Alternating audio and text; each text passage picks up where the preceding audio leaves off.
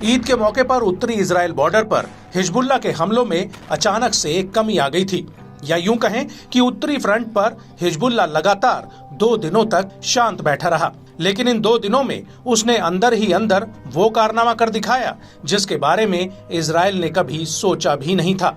जी हां, हिजबुल्लाह ने अपने जासूसी ड्रोन को कब्जे वाले फिलिस्तीन में भेजकर इजराइल के तमाम खुफिया ठिकानों का भेद इकट्ठा कर लिया, जिससे इजराइल में अब हड़कंप मचा हुआ है। हिजबुल्लाह का कहना है कि अब उसके पास इजरायली सेना के सबसे अहम ठिकानों की खुफिया जानकारी आ चुकी है।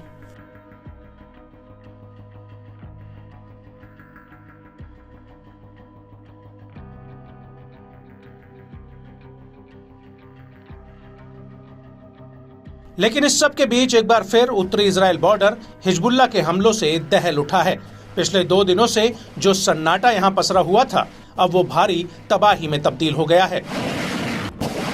दरअसल हिजबुल्लाह के लड़ाकों ने दोपहर करीब 12 बजे आईडीएफ के एक मेरकावा टैंक पर ड्रोन हमला करके उसके परखच्चे उड़ा दिए। हिजबुल्लाह का दावा है कि उसने ये हमला हदाब यारीन साइट पर किया है, जो एकदम सटीक रहा।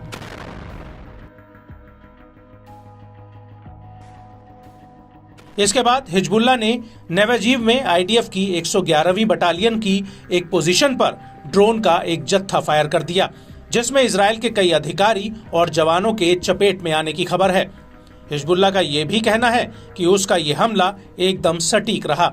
इस हमले के बाद शाम होते होते करीब 5:20 पर हिजबुल्लाह ने 2 अलग अलग हमले किए, जो कब्जे वाले कफार चौबा हिल्स और जिब्दीन बैरक में हुए।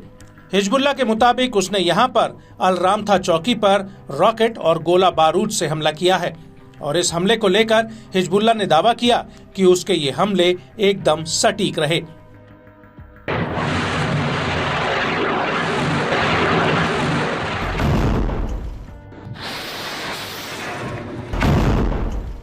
इसके बाद हिजबुल्लाह ने यह भी दावा किया कि उसके लड़ाकों ने मनारा सैन्य चौकी पर पहले तो इजरायली सैनिकों की करीब से निगरानी की और फिर उनके ऊपर रॉकेट गोला बारूद बरसाना शुरू कर दिया, जिसमें आईडीएफ को भारी नुकसान हुआ है। और इन हमलों के बीच बेत हिल्लेल बैरिक्स पर भी हिजबुल्लाह ने शाहेल बटालियन पर कत्यूशा रॉकेट से ताबड़तोड़ हमले कर दिए, जिसमें इजरायली सैन्य चौकी और आईडीएफ के जवानों को भारी नुकसान होने की खबर है। लेकिन इन हमलों के बीच आईडीएफ को सबसे बड़ा झटका लासान मिलिट्री फैक्ट्री में लगा है। यहां पर हिजबुल्लाह ने फलक रॉकेटों से हमला किया है, जिसमें इस फैक्ट्री को भारी नुकसान होने की बात सामने आई है।